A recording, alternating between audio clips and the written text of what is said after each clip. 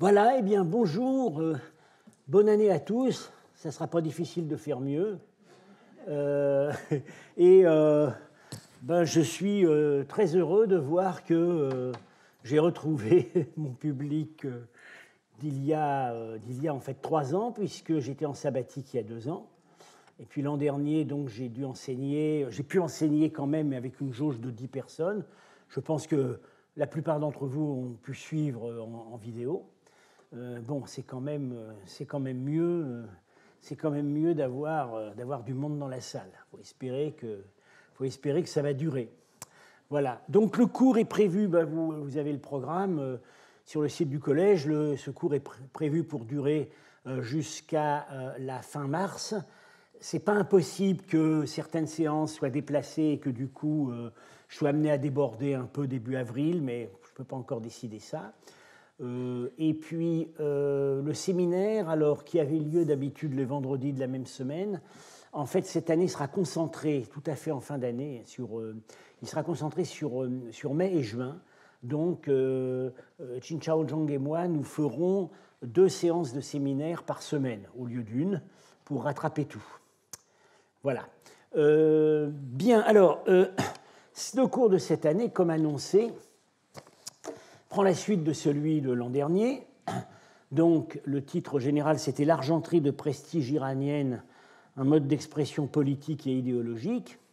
L'an dernier, on avait donc étudié l'argenterie sassanide, et cette année, on aborde l'argenterie d'Asie centrale.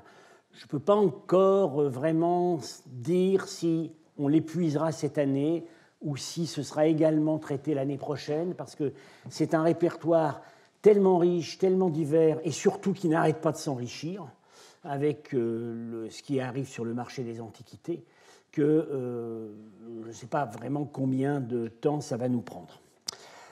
Alors, pour rappeler donc les choses en Iran, pour l'Iran qu'on a étudié l'année dernière, on a une situation où on a une série de grands plats de prestige qui apparaît en fait assez soudainement et d'une manière pas vraiment expliquée au début de la dynastie sassanide. On pense que les premiers plats sont peut-être des environs de 250 ou un peu après. Voilà, ça c'est les premiers. C'est probablement un fils de Chapour Ier, et ça, celui-là, sans doute un prince non identifié. C'est vraiment les plus anciens plats. Et vous voyez, c'est déjà reconnaissable au premier coup d'œil, ce sont vraiment des plats sassanides. Les procédés sont déjà bien établis, les styles bien marqués. En fait, il y a 2 styles, 2 écoles. Dans tous les cas, tout ça, dès le début, apparaît très contrôlé par la royauté. Alors, en Asie centrale, ce n'est pas la même chose.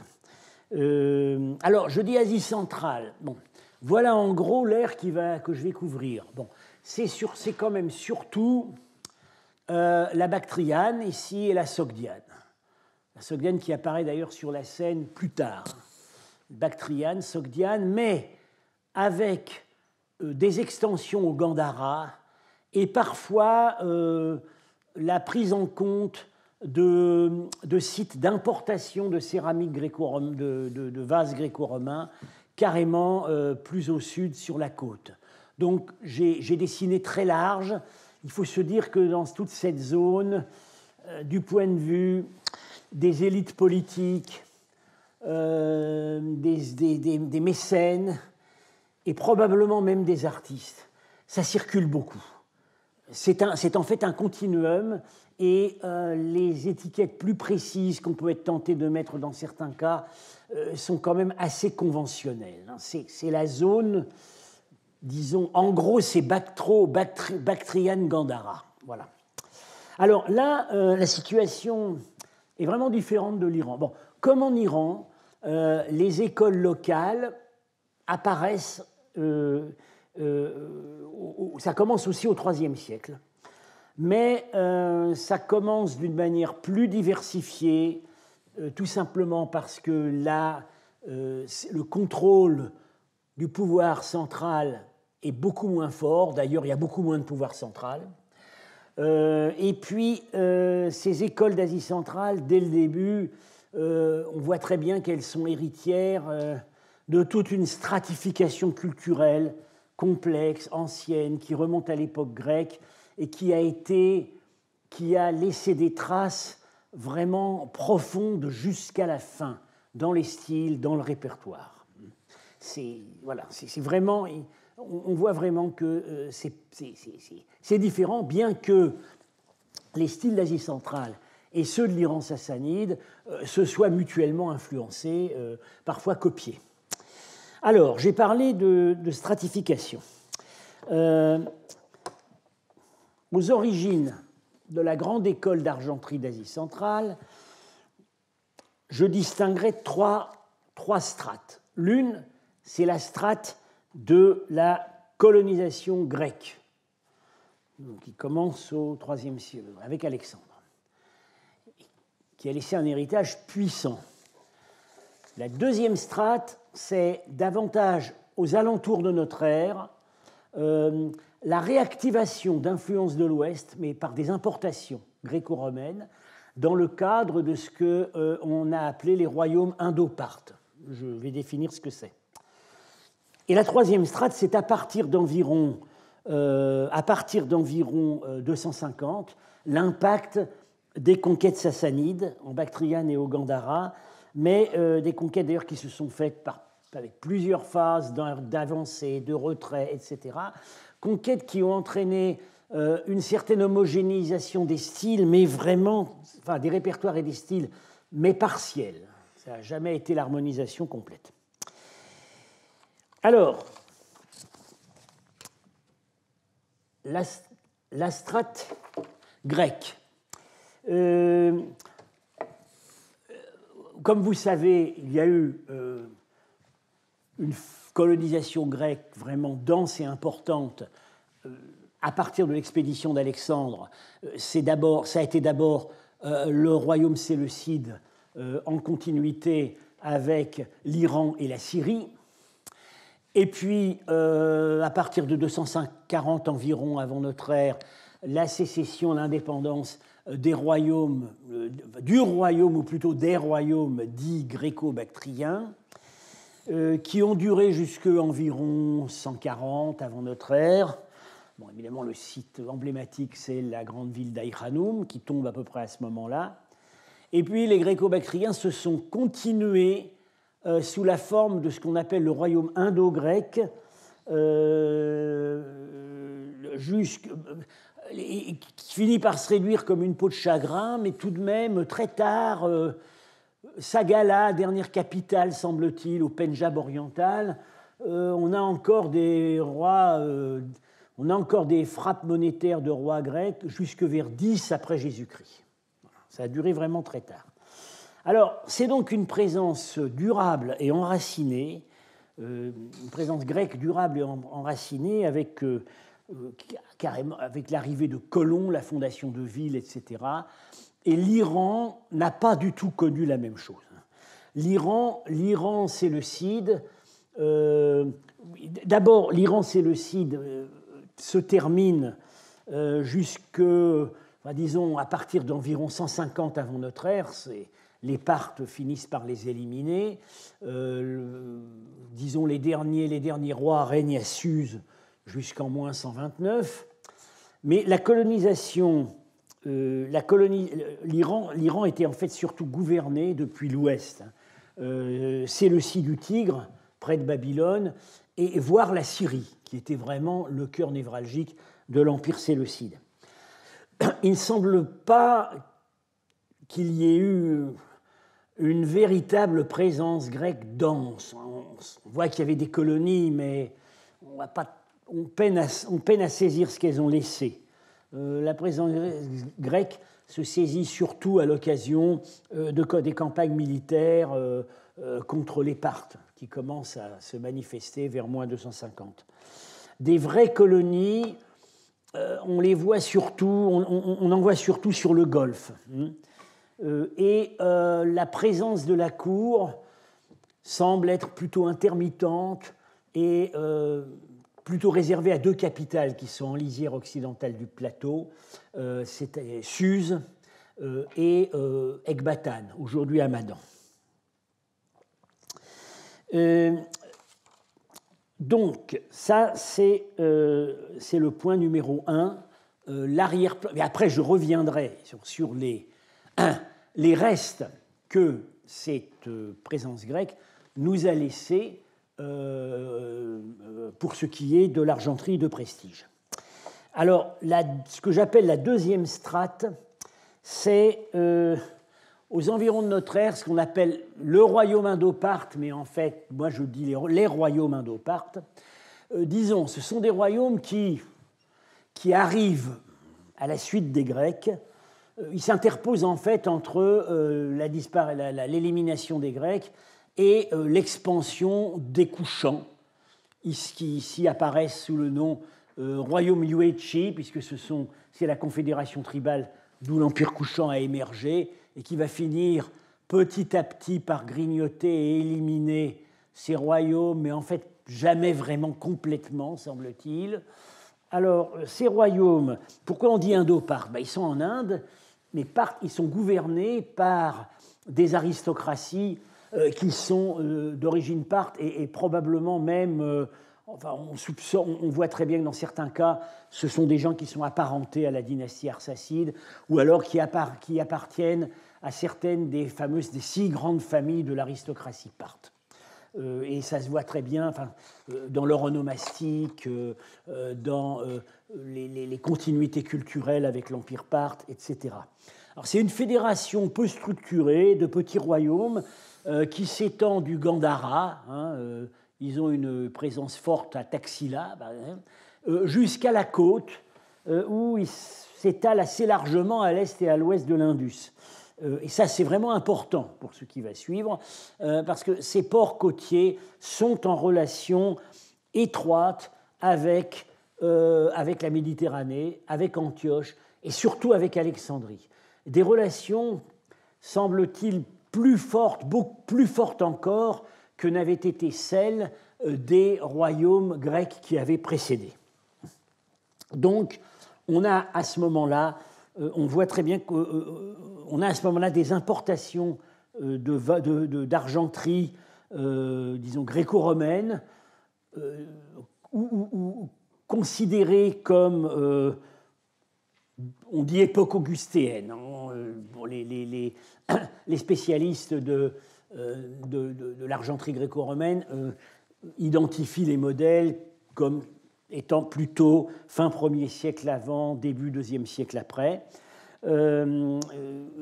Importation et imitation fidèle, pas toujours facile de distinguer des importations, et ça c'est un afflux massif. Et ça va marquer toute la tradition d'argenterie de ces régions, y compris parfois des productions plus au nord en Bactriane, et ça va marquer durablement. Donc, je dirais, deuxième vague d'impact de modèles, disons, hellénistiques. Alors, pour les 2 premières catégories que j'ai définies, c'est-à-dire la catégorie grecque et la catégorie indo-grecque, nos connaissances ont complètement explosé il y a 6 ans avec la parution de ce catalogue, Arts of the Hellenized East, qui est le catalogue d'une partie de l'argenterie dans la collection de l'émir du Koweït, la collection Al-Sabah. Alors, une partie est exposée au musée du Koweït, une partie ne l'est pas. En tout cas, il faut rendre cet hommage à l'émir du Koweït, et je crois que c'est surtout sa femme qui s'occupe de ça, d'avoir fait publier, de donner libéralement l'accès aux photos, d'inviter les savants étrangers à venir examiner les œuvres, etc. Alors, bien entendu, cette collection, on ne peut pas le cacher, et ils ne cherchent pas à le cacher non plus. Ça vient des fouilles clandestines. Ce sont les fouilles clandestines d'Iran, du Pakistan et surtout d'Afghanistan. Et je dirais, contrairement à d'autres collections, au moins ils l'admettent. quand ils ont eu certaines informations sur les lieux de trouvailles, ils les donnent, au lieu de les cacher ou de donner des informations fausses, comme font parfois les marchands d'antiquités, pour brouiller leurs sources. Alors, ce catalogue, je vous dis tout de suite, ça va être la source principale de mon cours de cette année. Alors, il y a vraiment un avant et un après. Alors, avant, bon, on ne partait pas de rien. Il y avait notamment de très beaux catalogues parus à l'Ermitage, puisque, comme toujours, l'Ermitage a le plus beau fonds mondial d'argenterie sassanide, et puis il a aussi le plus beau fonds mondial d'argenterie d'Asie centrale. Il faut rendre hommage à ces grands pionniers. On avait le catalogue photographique de Smirnov, paru en 1909, dès qu'on a pu utiliser la photographie. Je peux vous dire, pour l'utiliser dans mes publications, qu'on n'a jamais republié depuis des photos de la qualité de l'Atlas de Smirnov. On n'a jamais retrouvé ce niveau. Orbelli, et puis Camilla Trevor, qui était vraiment une très grande spécialiste et qui a publié pendant la guerre Monument de l'art gréco-bactrien. Alors, il faut tout de suite vous dire que bon, c'était comme ça qu'on le percevait à l'époque. Dès qu'on voyait quelque chose qui avait l'air grec, on disait c'est le royaume gréco-bactrien. En fait, on sait maintenant que c'est extrêmement disparate, qu'il y a là-dedans des œuvres qu'on date du 4e, 5e, 6e, voire 7e siècle après Jésus-Christ. Elle a mis là-dedans tout ce qui avait l'air grec, mais à l'époque, personne ne pouvait faire mieux. La qualité, certaines œuvres sont d'une qualité exceptionnelle, mais je dirais quand même que pour la période proprement grecque, ça n'a rien à voir avec ce qu'on a dans le catalogue Al-Saba, comme on va s'en apercevoir tout à l'heure. Alors, dans le catalogue donc Al-Saba, les notices sont dues à Martha Carter, qui est disons ce qu'on appelle aux États-Unis une independent scholar, mais très, très bonne, qui travaille depuis très longtemps sur ce répertoire. Il y a disons, les œuvres les plus tardives qui figurent dans ce catalogue sont des œuvres d'époque sassanide, et là, les notices ont été confiées à Prudence Harper, ancienne directrice du département oriental du Metropolitan Museum, qui est encore maintenant un monument vivant de la connaissance de l'argenterie sassanide. Alors, alors, par ailleurs, ce qui est très bien aussi dans ce catalogue, c'est que quand les plats sont inscrits, en bactrien ou en pélévi ou avec des inscriptions indiennes, les inscriptions sont publiées ou republiées, parce que tout n'est pas inédit dans le catalogue, certaines œuvres avaient été publiées quelques années avant, c'est republié d'une manière compétente, par les meilleurs philologues. Les notices, les textes généraux et les notices sont des textes extrêmement riches, donc principalement dus à Carter. Alors je dirais quand même que ça sent parfois la commande un peu hâtive. C'est-à-dire que bon, il y a des approximations et puis quelques très très grosses bourdes. La principale que j'avais relevée donc avec Samra Zarnouch et une collègue antiquisante, Eleni Fragaki, c'est à propos d'un plat qui a été publié donc là-dedans par Harper comme figurant le mythe manichéen de la montée des âmes au ciel, attribué au Khorassan. Ils expliquaient tout par le manichéisme. Et en fait, les sujets sont complètement égyptiens. Ça célèbre la conquête sassanide de l'Égypte. Mais là, pour ça, bon, j'en ai parlé l'an dernier, et ça a été donc notre article est maintenant paru en français dans la revue, la collection Alexandrina 5, qui est la revue du Centre français d'études alexandrines. Ça, c'est vraiment je dirais, c'est la seule très grosse bourde qu'on ait relevée. Bon, sinon, encore une fois, c'est extrêmement riche, mais parfois peut-être un peu rapide. Alors, il faut se reporter aussi à un article qui est paru à peu près au même moment. Oui, j'ai écrit 206 ici, en fait c'est 2016, par François Barat, un de nos meilleurs spécialistes français de l'argenterie antique, de la Méditerranée à la Chine, Dionysos, Héraclès et les autres, dans les profondeurs de l'Asie, au miroir de la vaisselle d'argent. C'est un colloque de l'Académie des inscriptions et belles-lettres,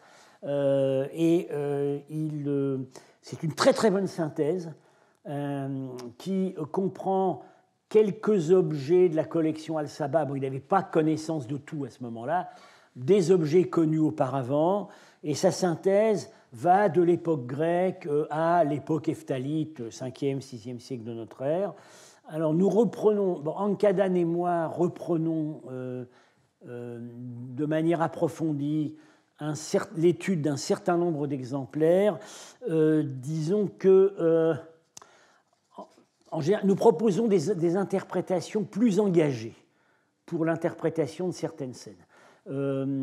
Barat est extrêmement détaillé et précis pour le style, voilà. Mais pour l'interprétation des thèmes, il est prudent. Quand ça ne correspond pas véritablement au modèle grec ou à la mythologie grecque, il est assez en retrait, alors que nous pensons que dans certains cas, on peut vraiment cerner les choses de plus près. Bon, j'aurai l'occasion d'en reparler en grand détail. Alors, voilà, je reviens donc, à nouveau sur ces diverses strates que j'ai définies. L'héritage gréco-bactrien et indo-grec. Alors, j'ai dit dès le début, l'arrière-plan politique, c'est que la présence grecque est beaucoup plus durable et forte en Asie centrale et en Inde du Nord-Ouest qu'elle ne l'a été en Iran proprement dit et aussi même en Mésopotamie. Et par exemple, là, on n'a pas d'évidence certaine de vaisselle d'argent grec fabriquée ou importée pendant la période séleucide. Alors, par exemple, curieusement, même les fouilles de Séleucie du Tigre, qui était la grande capitale d'où était gouverné l'Iran, ces fouilles ont fourni un matériel très important en ce qui concerne, par exemple, les terres cuites, le répertoire des terres cuites, mais presque rien en ce qui concerne l'argenterie, ou plutôt, oui, il y a une statue d'Héraclès en bronze, mais elle est plus tardive. On n'a pas l'impression que l'impact ait été équivalent. À l'époque, lorsque les Parthes règnent sur l'Iran, il y a là une production d'argenterie assez spectaculaire, mais assez spécifique. Le type d'objet emblématique des Parthes, c'est le riton, la corde à boire, qui peut être dans divers matériaux. J'ai parlé il y a quelques années, ici même, des ritons d'ivoire de Nissa, la première capitale historique des Parthes, au Turkménistan. Alors, on a une série extraordinaire de ritons en argent. Je crois qu'on connaît aujourd'hui 3 exemplaires. Un au Metropolitan, un au Getty à Los Angeles et un dans la collection Al-Sabah. En fait, ils ont peut-être bien été trouvés ensemble, en réalité. Et c'est du point de vue... Alors, les terminaisons représentent divers types d'animaux, mais ici, c'est vraiment extrêmement intéressant parce que l'animal qu'on a choisi, on peut très bien l'identifier du point de vue zoologique, c'est un caracal. Alors, qu'est-ce qu'un caracal? C'est un lynx, mais c'est le lynx iranien. C'est le seul lynx qui soit domesticable. C'est-à-dire qu'en fait, c'est un animal de chasse. Alors, les lynx qu'on connaît par ailleurs sont des animaux qui ne peuvent pas être domestiqués. Le caracal est domestiqué, pouvait être l'objet d'un commerce fructueux. On voit des images de marchands sogdiens en Chine qui importent des caracals. À Florence, au Palais Médicis, vous allez au Palais Médicis et que vous voyez la magnifique peinture de Gozzoli avec la procession des rois mages qui portent des animaux avec eux. Dans certains cas, des animaux sont identifiés comme des guépards, et moi je pense que ce sont des caracals.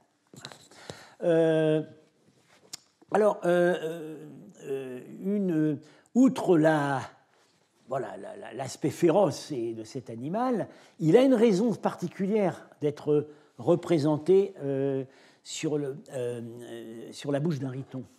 C'est que le caracal était assimilé à une panthère, en réalité. Et la panthère, c'est l'animal de Dionysos. On va avoir de multiples occasions de la revoir. C'est l'animal sur le dos duquel Dionysos a conquis l'Inde. Et la panthère a la réputation d'aimer le vin. Et c'était aussi la réputation du caracal. On leur donnait du vin à boire pour les exciter avant de les utiliser à la chasse. Donc il y a toute une association symbolique extrêmement riche. Une des preuves que c'est un caracal et pas un lynx sauvage, c'est qu'il a un collier. Ici. Alors, des œuvres importées ou d'imitation. Alors pour l'époque parthe, on a un endroit où on voit que c'est côtier, comme les royaumes indo-parthes. Là, il y a vraiment un courant d'importation depuis la Méditerranée gréco-romaine. Et on a ici deux œuvres qui proviennent, c'est toujours dans la collection Al-Saba, qui proviennent du royaume qu'on appelait l'Élimaïde, autrement dit la Caracène. Dans certains cas, ça comportait Suse, dans certains cas, non. C'est vraiment le fond du golfe Persique. C'était un royaume très ouvert, gouverné par une dynastie vassale des Parthes, et très très ouverte, un royaume très ouvert aux influences occidentales, parce que tout simplement, il tenait une grande partie du commerce maritime entre l'Inde, l'Iran d'une part et l'Égypte d'autre part. Et provenant de ce royaume, on a deux plats d'argent qui d'ailleurs, semble-t-il, je crois qu'on n'est pas vraiment sûr que ça faisait la paire, ça ne vient pas forcément du même atelier, mais le thème représenté est vraiment intéressant et c'est un thème qu'on va retrouver. C'est, disons, des thèmes sexuels associés aux oiseaux. Voilà. Et alors, ce qu'on constate avec ce couple de plats, c'est qu'on a le volet hétérosexuel et le volet homosexuel. À gauche, le volet hétérosexuel, c'est l'union de Léda et du cygne dans lequel s'est métamorphosé Zeus, et de cette union vont naître Apollon, de cette union, non, ne vont pas naître Apollon et Artémis, vont naître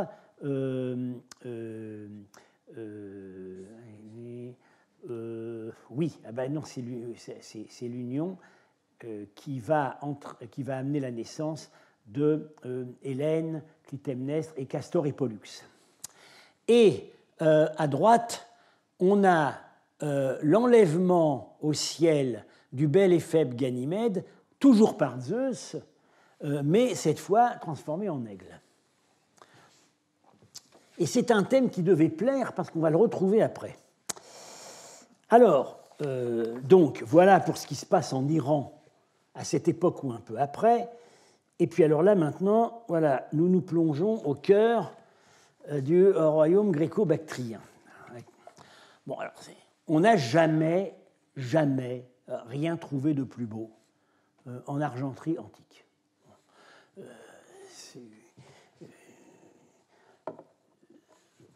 C'est extrêmement... Et là, je me limite, je vais vous montrer un certain nombre d'œuvres, mais il faut vous dire que c'est un choix. Je n'ai gardé que le plus spectaculaire.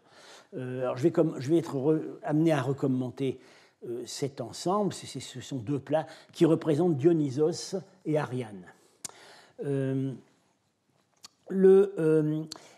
Ces plats combinent, en fait, c'est évidemment pas fait pour boire ni pour manger, vous en doutez bien. elle combine la fonction de plat et d'embléma, c'est-à-dire avec un médaillon au centre, et c'était fait pour être exposé, pour être vu. Ce sont en fait des tableaux. Bien. Alors, les orfèvres, certains pouvaient bien sortir du milieu colonial local, mais vraiment pas forcément. Les rois gréco-bactriens avaient les moyens financiers d'attirer de loin les meilleurs artistes. C'est une situation qu'on constate avec leurs monnaies, qui sont parmi les plus belles monnaies grecques, notamment du point de vue des portraits royaux. Dans le décor architectural d'Aïranoum, c'est une conclusion aussi à laquelle on était arrivé, c'est que les éléments en pierre, les grandes colonnes en pierre, les pilastres, devaient comporter une contribution. On a même pu déterminer qu'il y avait un lien, peut-être même direct, avec les ateliers de Milet, sur la côte ionienne. Il y avait par ailleurs, donc, les artistes circulaient, les exemplaires circulaient, des modèles de plâtre circulaient. Ça a certainement joué un rôle extrêmement important. Ici, toujours dans la collection Al-Saba, on ne sait pas exactement où on l'a trouvé, c'est un Dionysos. Dionysos, nous n'allons pas arrêter de le voir dans ce cours et dans le cours suivant. On avait déjà trouvé des modèles en plâtre dans la fouille d'Aïranoum, mais dans ce cas précis, on voit très bien que ça servait pour faire des plats d'argent. Alors, les plus beaux vases, qui sont tous d'époque grecque, sont dits provenir d'un site précis, une cache, à Nahrin. Alors là, c'est assez intéressant. Ça n'a pas été commenté, mais c'est assez intéressant. Ce n'est pas un site antique connu. Il n'y a pas de... On n'a pas repéré. Il y a un ou deux sites archéologiques, mais qui ne semblent pas remonter à la période grecque. Mais alors, on est exactement à 120 km au sud d'Aïranoum, en remontant la rivière de Kunduz. On n'est pas très loin non plus de Bactre, et on est sur la route de l'Inde. Or, qu'est-ce qui est advenu au royaume gréco-bactrien de Bactriane quand il est tombé? Vraisemblablement, on le voit par la migration des ateliers monétaires, ils sont partis vers le Gandhara, et puis plus tard, comme je vous l'ai dit, les derniers se retrouveront au Pendjab. Alors j'ai indiqué ici la position d'Aïranoum avec son nom ancien d'Eucratidia. Elle a été la dernière capitale gréco-bactrienne sous le grand roi Eucratide. J'ai indiqué Bactre. J'ai indiqué Kapissi Begram, célèbre par les découvertes de Aquin et aujourd'hui au musée Guimet, la découverte notamment des ivoires indiens, et qui a été vraisemblablement l'une des capitales refuges des Gréco-Bactriens quand ils sont partis. Alors l'idée qui me vient, c'est que c'est l'argenterie royale d'Aïranoum qui a été cachée en cours d'évacuation. Ce ne sera jamais prouvable, mais c'est quand même un scénario qui me tente énormément. Ça pourrait être aussi l'argenterie de Bactre. Alors je dis argenterie royale. Des œuvres de ce niveau-là, ça ne peut venir que d'un temple ou d'un palais.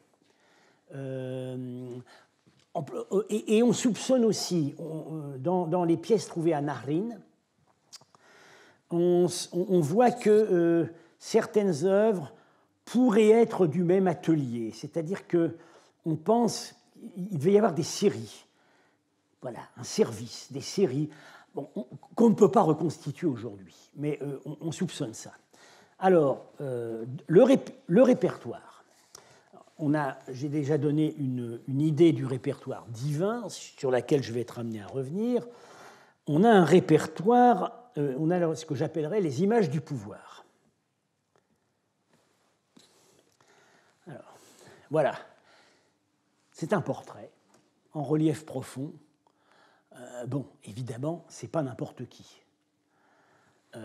On est tout de suite amené à penser à un portrait royal, bien que... Alors, il n'a pas le diadème, le ruban qui caractérise les rois, mais ça n'était pas ça n'était pas une obligation dans l'iconographie royale. Alors, il se trouve que un portrait royal comme celui-là, des portraits royaux comme celui-là, on en a, mais plus tard, par exemple, on en a un magnifique d'Auguste. Ici, on est beaucoup plus tôt. Qui est le personnage? Je pense, et enfin, je sais qu'Ankadan et Lauriane Sev sont d'accord avec moi, que la bonne suggestion a été faite par Osmund Bope-Arachchi, c'est Eutydème.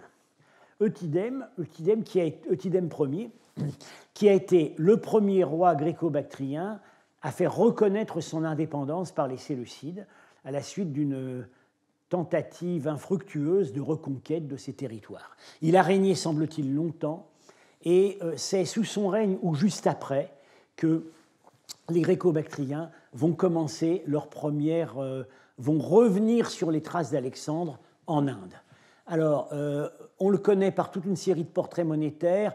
C'est une iconographie qui n'est pas toujours très stable. On voit qu'il y avait plusieurs portraits à la base. Ici, il est jeune, et ici, il est plus âgé. Moi, je dirais que cette œuvre le représente à un stade peut-être intermédiaire. En tout cas, il y a des traits. On peut même carrément se lancer dans la physiognomonie. Vous voyez la fente du nez, vous voyez la calvitie. Il avait une calvitie progressante sur le front, ce qu'on voit bien là. Il avait des poches sous les yeux. Et les voilà. C'est très... Et il avait un pli au coin de la bouche. Et le voilà ici. Il est quasiment certain que ce portrait d'une intensité exceptionnelle le représente. Et ce qu'il faudrait évidemment pour en être sûr, mais on n'a pas encore ça, mais on finira par l'avoir, c'est un relevé 3D qui permettrait de le tourner et de superposer les profils. Alors j'espère, je suis invité avec Ankadan à aller au Koweït voir la collection, et bon, ils auront les moyens de faire un relevé 3D. Alors, entre le royal et le divin, voilà. Alors, on va tout de suite. Bon, c'est évidemment, c'est Hélios, dieu solaire. Mais ce n'est pas seulement Hélios, c'est aussi Alexandre. C'est Alexandre assimilé à Hélios. Qu'est-ce qui permet de parler d'Alexandre?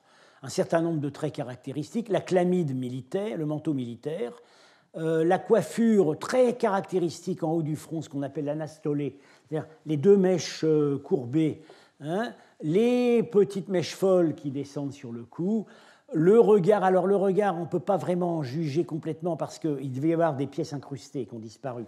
Enfin, on voit qu'il avait le regard un peu pathétique tourné vers le haut. C'est évidemment un type de... C'est Alexandre Hélios.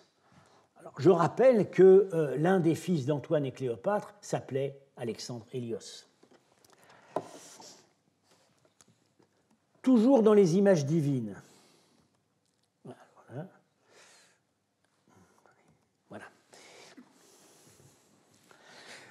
Voilà Cybèle, la grande déesse anatolienne, avec son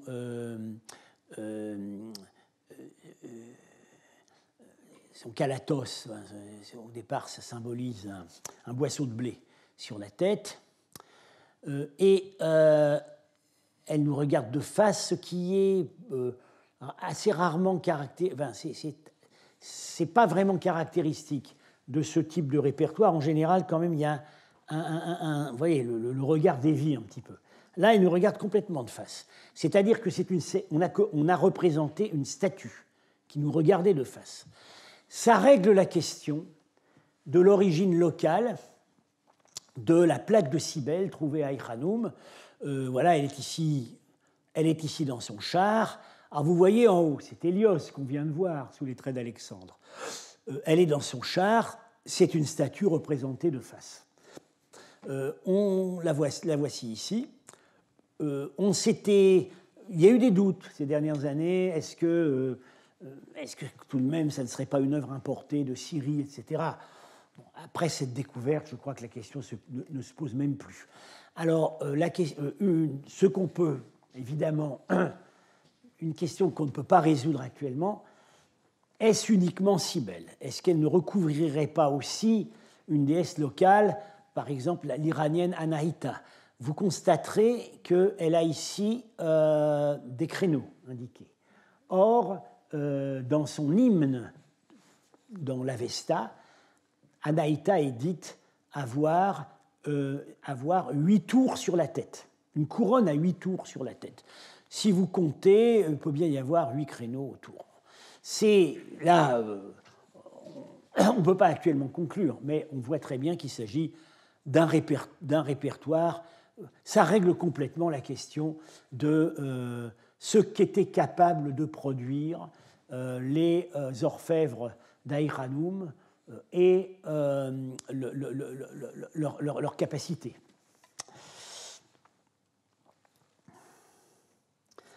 Alors, toujours dans le répertoire divin, Dionysos et Ariane.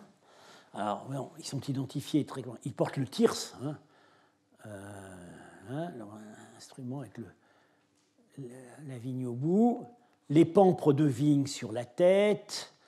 Alors, Dionysos a une peau de panthère et Ariane a une peau de faon. Alors, on voit bien que Dionysos, qu'Ariane c'est elle, parce que les seins sont suggérés, ce qui n'est pas le cas ici. Mais alors, c'est Ariane assimilée à une Ménade, une des femmes déchaînées de l'entourage de Dionysos. L'assimilation est assez fréquente.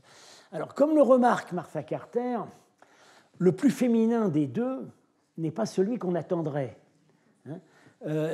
Dionysos a l'air plus féminin qu'Ariane. Et ça c'est quelque chose qui se retrouve par ailleurs, puisque Dionysos, c'est par excellence le dieu qui brouille toutes les limites. Il brouille la limite entre la vie et la mort, puisqu'il est mort avant de naître. Il était mort, et puis finalement, on a fini par l'extraire de la cuisse de Jupiter. Oui, je crois, de la cuisse de Jupiter. Non.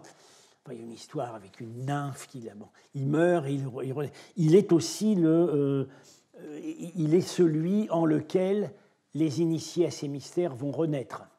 Il brouille aussi la limite, bien entendu, entre la lucidité et l'ivresse.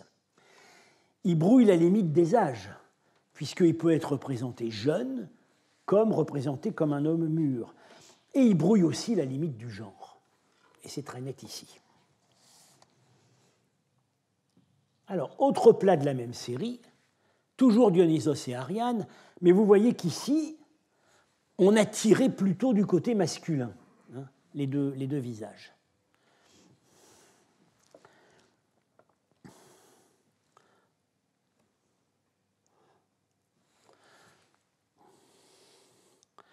Alors ici, ça ne vient pas de la même trouvaille, ça pourrait être plus tardif, peut-être en Inde. C'est Dionysos et ses Ménades qui découvrent à Naxos Ariane, que Thésée a abandonnée et que Dionysos va prendre pour épouse. Et voilà donc Pan, qui flûte avec sa flûte, et un Silène qui signale la découverte. Alors, Martha Carter, très justement, rapproche le rendu des rochers de ce qu'on trouve sur certaines palettes du Gandhara. Alors, ces palettes en schiste qui ont été très bien étudiées par Henri-Paul Francfort. Vous en avez plusieurs exemplaires à l'exposition Tadjikistan actuellement. Vous voyez, c'est exactement la même façon de rendre les rochers. Alors ici, ce n'est pas le même sujet, c'est Apollon qui s'empare de la nymphe Daphné. Mais ces palettes du Gandhara étaient en fait la transposition bon marché pour l'usage courant de ces grands plats, qui était le modèle à l'arrière.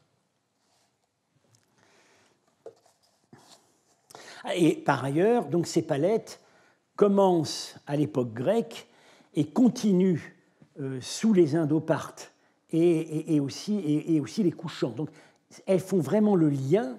Elles font le lien entre, d'une part, le répertoire métallurgique et le répertoire bon marché en pierre, et elles font le lien entre les Grecs et les dynasties qui ont succédé. Toujours un thème dionysiaque, c'est un Alors c'est une composition pour laquelle on ne connaît aucun modèle. On voit que c'est original, il n'y a aucun modèle connu, et pourtant on arrive à interpréter. C'est une panthère, vous voyez, et elle a les mamelles gonflées, elle nourrit des petits-enfants. À l'arrière se trouve donc toujours le thyrse dionysiaque, à l'arrière une image de Priape, donc au sexe dressé. Donc là, les thèmes bachiques dionysiaques par excellence. Et l'un des petits-enfants est un Éros, voilà, il a des ailes. Et l'un de ses enfants lui tend des bottines. Qu'est-ce que ça veut dire? Eh bien, c'est le thème de la métamorphose entre la panthère et la ménade. C'est-à-dire que la panthère, animal de Dionysos,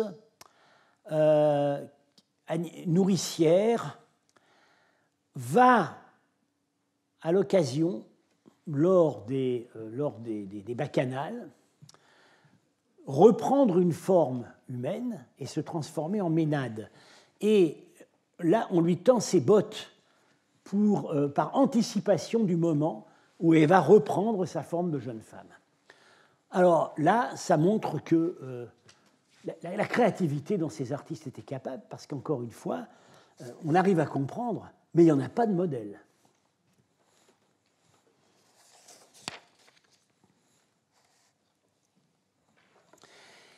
Cette autre image de Dionysos est très précieuse parce que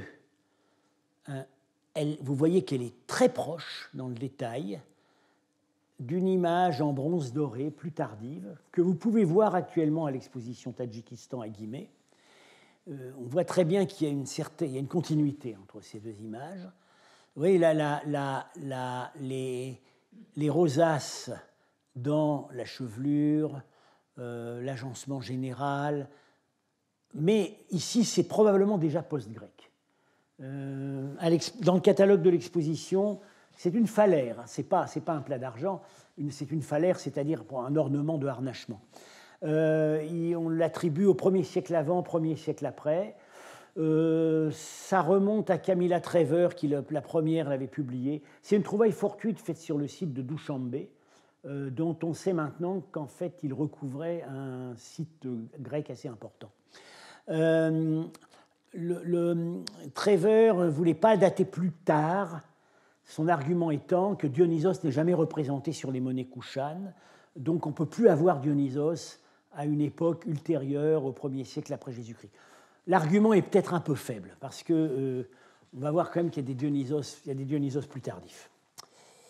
Alors, vous constatez que dans cet ensemble, Dionysos écrase tout. Dionysos et son cortège écrasent absolument tout. Et alors, il y a un curieux absent, c'est Héraclès. Parce que s'il y a une divinité grecque qui a été populaire en Asie centrale et qui l'est restée longtemps, c'est bien Héraclès. Alors, peut-être le hasard de la trouvaille. Alors, est-ce qu'il s'agissait... J'aurais tendance à penser que cet ensemble d'argenterie, enfin, ce qui dans cet ensemble pourrait venir du trésor royal d'Aïranoum ou de Bactre, devait servir dans les symposia royaux, dans les banquets, comme les ritons de Nisa servaient pour les grands banquets royaux. Et dans ce cas-là, évidemment, l'appel au répertoire dionysiaque s'impose. C'est ce qu'on peut peut-être détecter à l'arrière-plan. Alors, sur l'iconographie de Dionysos en Asie centrale, il y a beaucoup d'études, mais je recommande surtout deux. Cet article de Kazim Abdullayev, paru dans le catalogue de l'exposition qui s'était tenue à Latte en 2005 sur l'Afghanistan. C'est un article bien documenté et qui surtout verse au dossier des documents très très peu connus, de catégories assez modestes, des terres cuites, trouvées en Ouzbékistan, et qu'il rattache très bien au répertoire dionysiaque. Et par ailleurs, il mentionne des faits ethnographiques peu connus, des fêtes orgiastiques qui se déroulaient à Boukhara ou ailleurs en Ouzbékistan très secrètement à la fin du XIXe siècle. Ça a été encore décrit par des ethnographes à la fin du XIXe siècle. Ça tournait autour du vin. C'était très licencieux puisque l'une de ces fêtes s'appelait la fête du pantalon baissé. C'est répertorié encore à la fin du XIXe siècle.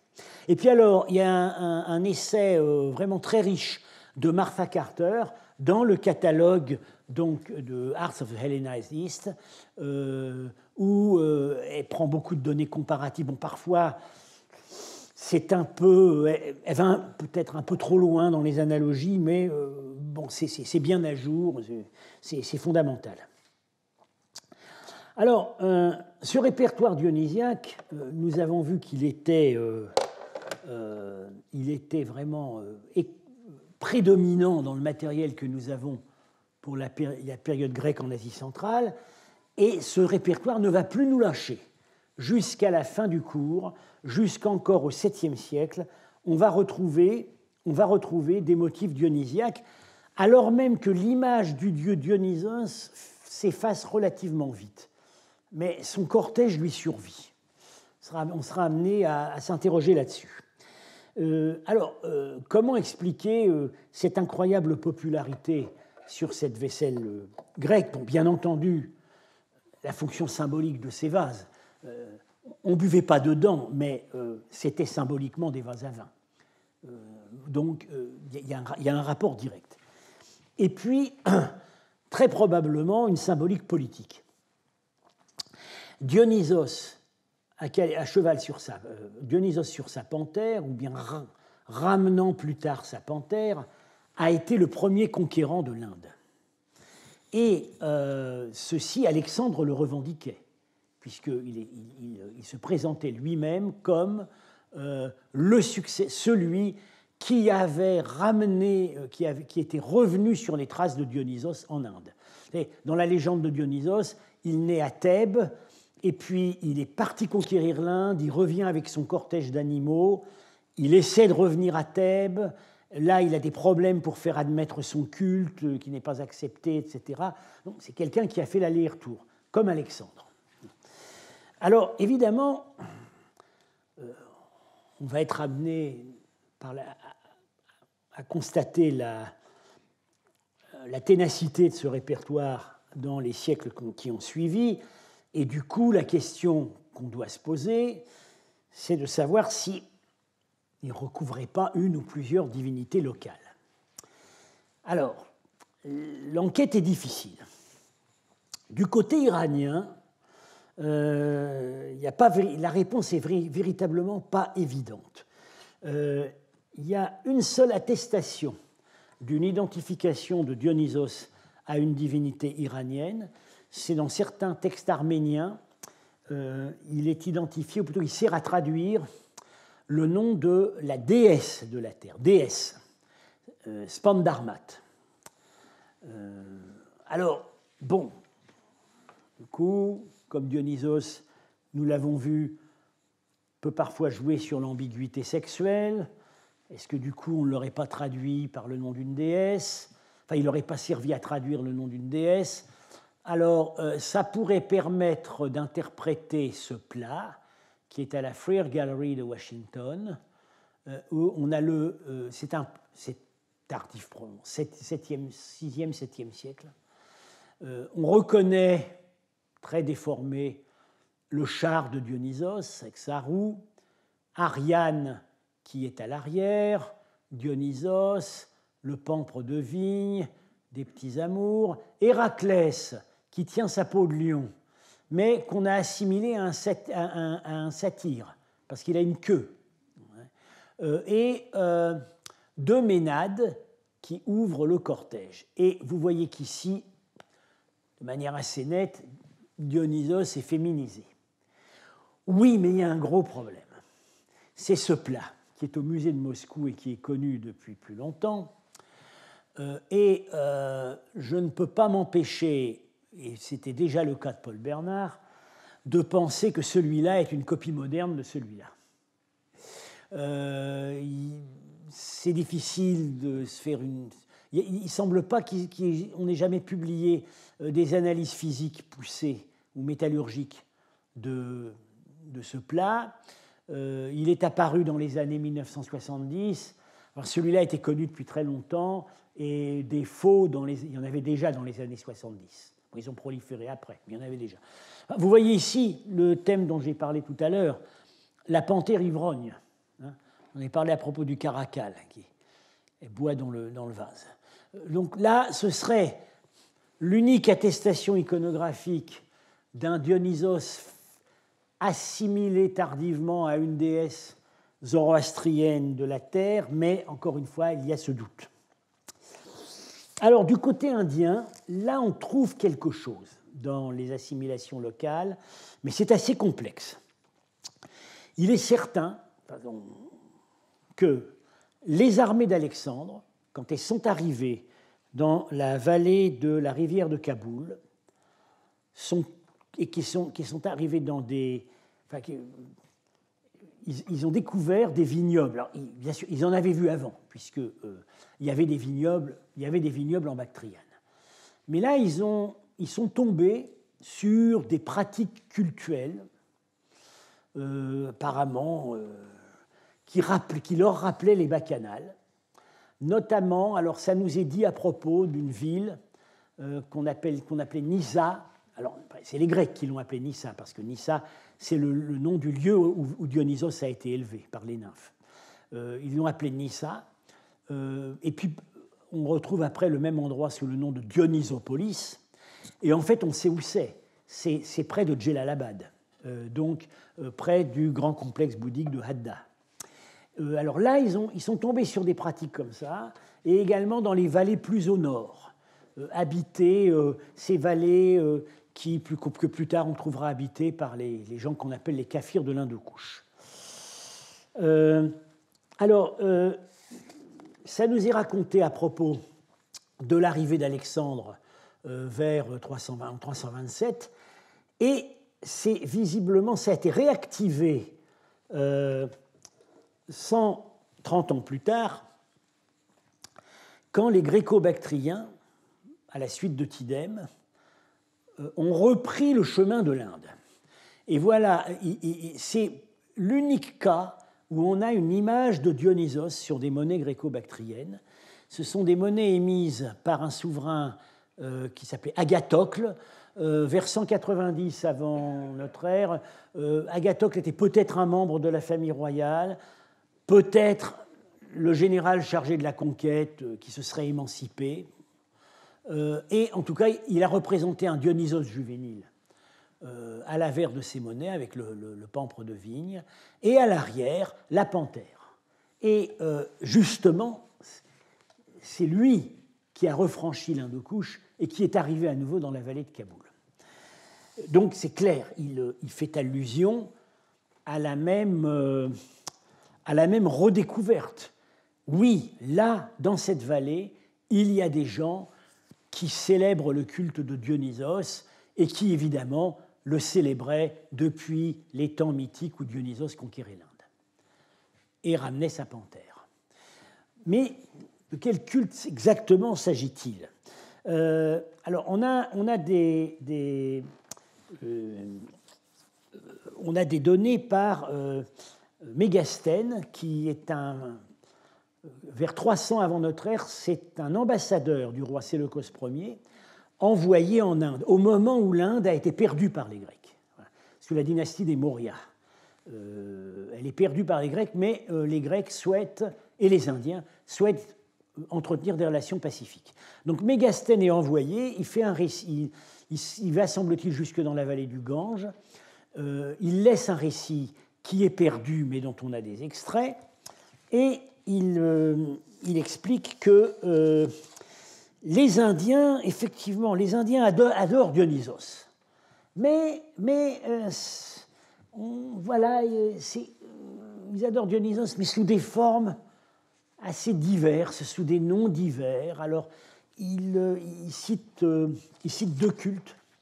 Il indique d'abord que la viticulture leur a été enseignée par un certain Indos. Alors, Indos, c'est certainement Indra, le grand dieu du panthéon védique.